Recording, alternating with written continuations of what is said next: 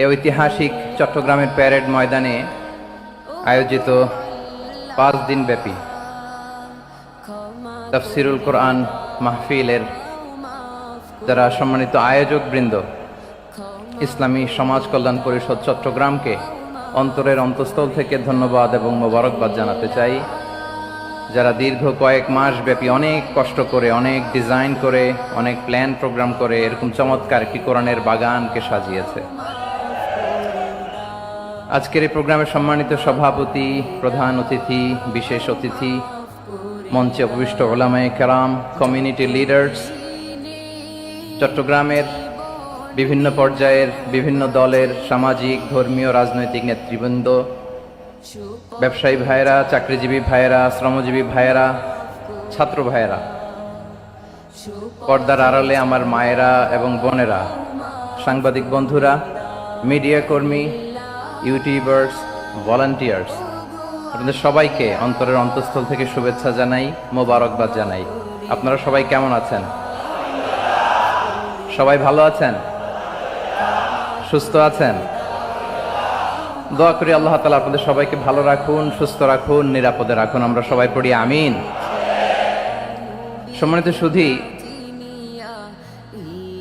হযরতুল আল্লাম শহীদ মরহুম আল্লামা দেলোয়ার হোসেন সাঈদী রাহিমাহুল্লাহ, ওনার স্মৃতি বিজড়িত আজকের এই ঐতিহাসিক প্যারেড ময়দানের তাফসিরুল কোরআনের প্রোগ্রামে সব আছে।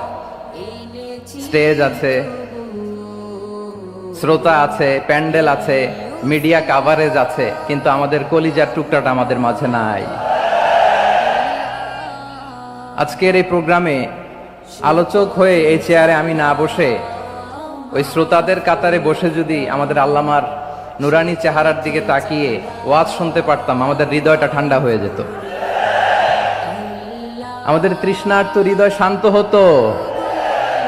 সব আজকে আছে, কি যেন নাই, ঠিক কিনা বলেন? আল্লাহ তাআলা প্রতি 100 বছরে একজন মুজাদ্দিদ পাঠায়, প্রতি 100 বছরে একজন মুজাদ্দিদ, যিনি সমাজকে সংস্কার করেন। আল্লামা দেলোয়ার হোসেন সাঈদী রাহিমাহুল্লাহ ছিলেন তেমন একজন মুজাদ্দিদ। চিৎকার করে বলেন ঠিক কিনা?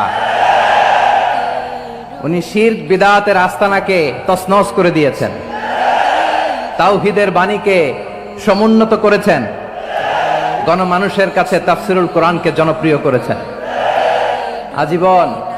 আজীবন তিনি ইসলামকে বিজয়ী শক্তি হিসেবে দেখার স্বপ্ন দেখতেন।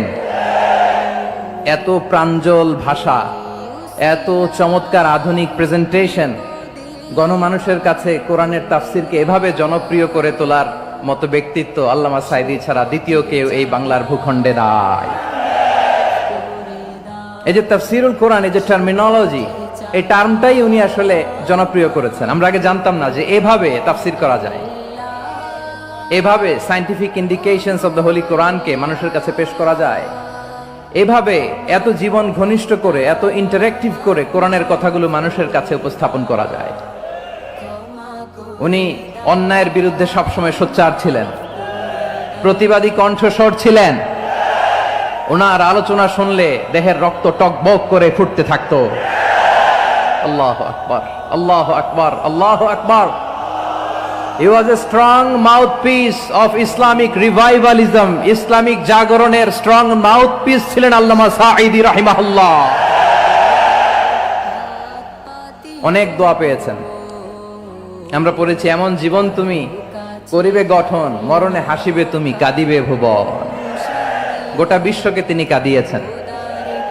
আল্লামা যখন ইন্তেকাল করলেন, আমি তখন মালয়েশিয়া থেকে যুক্তরাষ্ট্রে একটা কনফারেন্সে যোগ দিতে যাচ্ছি, কাতার এয়ারলাইন্সে। মালয়েশিয়া থেকে দোহাতে নামলাম।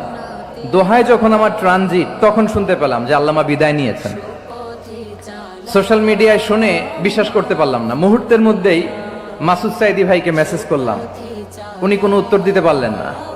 মাসুদ ভাইয়ের সাথে যখন কোলাকুলি করি, আমাদের শামীম ভাইয়ের সাথে যখন কোলাকুলি করি, মনে হচ্ছে আল্লামা সাঈদীর ঘ্রাণ পাই। শরীরটা লিটারালি কাঁপছিল, নিজেকে মানাতে পারছিলাম না, বিশ্বাস করতে পারছিলাম যে আসলে আল্লামা বিদায় নিয়েছেন। ইন দ্য মিন টাইম আমার সেকেন্ড ফ্লাইট, দোহা টু নিউ ইয়র্ক, 12 ঘন্টার ফ্লাইটে উঠলাম। ইন্টারনেট থেকে বিচ্ছিন্ন হলাম, নামার পরে শুনলাম আল্লাহু আকবার, যেখানে ওনাকে কবরস্থ করার কথা ছিল সেখানেও কবর দিতে দেয়া হয় নাই। ছবিগুলো দেখতে লাগলাম, হাসিমাখা মুখ, হাসিমাখা নিথর দেহটা, মরণে হাসিবে তুমি কাঁদিবে ভুবন। From east to west, from north to south, the entire globe, গোটা বিশ্ব ওনার জন্য কেঁদেছে, গোটা বিশ্ব কেঁদেছে, কাবার গিলাফ ধরে ধরে মানুষ চিৎকার করেছে। এর চেয়ে শ্রেষ্ঠ মৃত্যুকার হতে পারে? আমাদের আল্লামার আর কি পাওয়ার ছিল বলেন? আর কি পাওয়ার ছিল? কুল্লু নাফসিন যায়িকাতুল মাউত, যারাই দুনিয়াতে আসবে তারা ইন্তেকাল করবে, এটা আমরা মেনে নেই।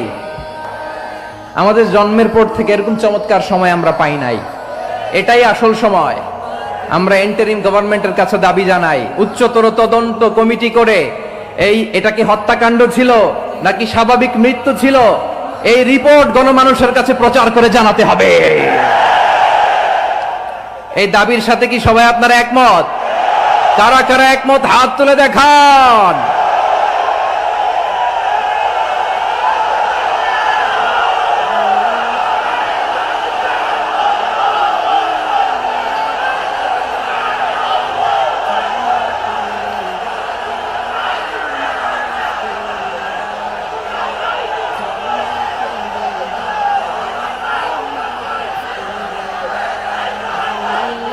আমার প্রিয় ভাইয়েরা, প্রিয় চট্টলাবাসী, আল্লাহ তাআলা তার এই মুখলেস গোলামকে তার জান্নাতুল ফেরদাউসের মেহমান হিসেবে কবুল করুক, তার জীবনের সকল খেদমাগুলোকে কবুল করুক, জান্নাতুল ফেরদাউসের আলা মাকামে তাকে মেহমান হিসেবে কবুল করুক।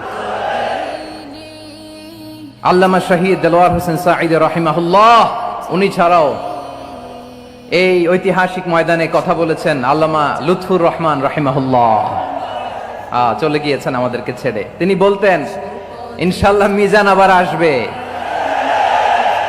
হুজুর আমি তো আসলাম, আপনি তো আমাদেরকে ছেড়ে চলে গেলেন। আল্লাহু আকবার, আল্লাহু আকবার, আল্লাহু আকবার। গলায় কোনো সুর ছিল না, সুর দিয়ে কথা বলতেন না, কিন্তু এত চমৎকার শব্দের বুনন, এত চমৎকার প্রেজেন্টেশন, এত চমৎকার ভাবে ঐতিহাসিক বর্ণনাগুলো তিনি উপস্থাপন করতেন। মন্ত্রমুগ্ধ হয়ে আমরা আল্লামা লুৎফুর রহমানের কথা শুনেছি। আমরা হযরতুল আল্লাহ লুৎফুর রহমান রাহিমাহুল্লাহর জন্য এই বিশাল ময়দান থেকে দোয়া করছি, আল্লাহ তাআলা তুমি তোমার এই খাদেমকে জান্নাতের মেহমান হিসেবে কবুল করে নাও। আরো অনেক আল্লামারা এখানে কথা বলেছেন, বিশেষ করে বাইতুল শরফের মরহুম পীর সাহেব হুজুর থেকে শুরু করে আরো যারা যারা তারকাতুল্য ওলামায়ে কেরাম এই চট্টগ্রামের ময়দানে কথা বলেছেন, আলো ছড়িয়েছেন। আমরা এই লক্ষ লক্ষ তাওহীদি জনতাকে নিয়ে তাদের জন্য দোয়া করছি, আল্লাহ তাআলা ওনাদের জীবনের সকল ভুল ত্রুটি ক্ষমা করে দিয়ে তাদেরকে জান্নাতুল ফেরদাউসের মেহমান বানিয়ে নিক। আমরা এই ঐতিহাসিক প্যারেড ময়দানের প্রোগ্রাম থেকে স্মরণ করতে চাই 24-এর ছাত্র নাগরিক অভ্যুত্থানে আমার যে সমস্ত ছাত্র নাগরিক ভাইয়েরা দেহের তাজা রক্ত বিলি দিয়ে নতুন বাংলাদেশ আমাদেরকে উপহার দিয়েছে।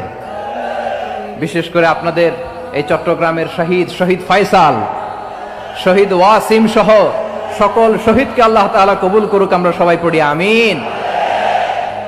প্রিয় ভাইয়েরা, আমি নগণ্য একজন কোরআনের ছাত্র, এত বিশাল মঞ্চে এত বড় প্ল্যাটফর্মে কথা বলা আমার জন্য সাজে না।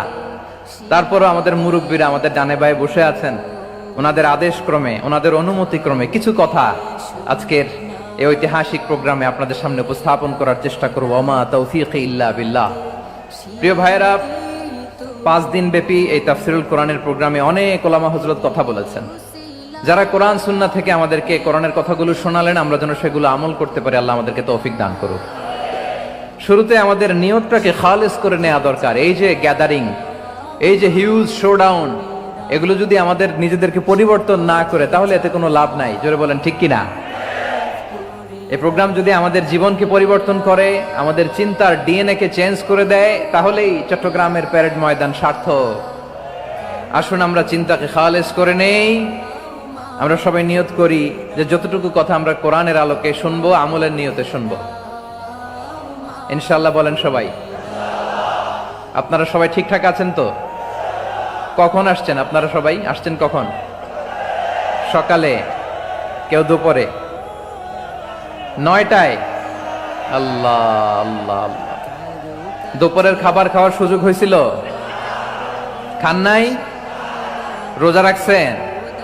আহা, আমি কি দিয়ে বিদায় দেব আমার এই ভাইগুলোরে? আল্লাহ তুমি আমার ভাইগুলোরে কবুল করো। ইসলামের পক্ষের এই গণজোয়ারকে আগামীর বাংলাদেশের ইসলামের জন্য তুমি কবুল করো।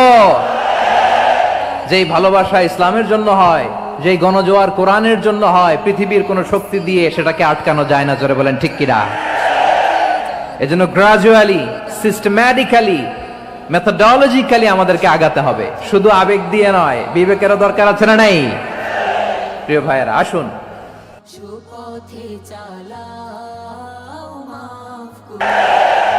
এজন্য গ্রাজুয়ালি, সিস্টেম্যাটিক্যালি, মেথোডোলজিক্যালি আমাদেরকে আগাতে হবে, শুধু আবেগ দিয়ে নয়। বিবেকেরও দরকার আছে না নাই? প্রিয় ভাইয়েরা, আসুন আমাদের কথা অনেক আমরা উপস্থাপন করবার চেষ্টা করব ইনশাআল্লাহ। আমার খুতবার শুরুতেই আপনারা মোটামুটি আন্দাজ করে ফেলেছেন যে আমি কি নিয়ে আলোচনা করব, কারণ যে আয়াতটি আমি তেলাওয়াত করেছি এই আয়াতটি প্রায়শই এই ভূখণ্ডে, এই বাংলাদেশে জুমার দিনে খতিব সাহেবরা দ্বিতীয় খুতবা শেষের দিকে পড়ে।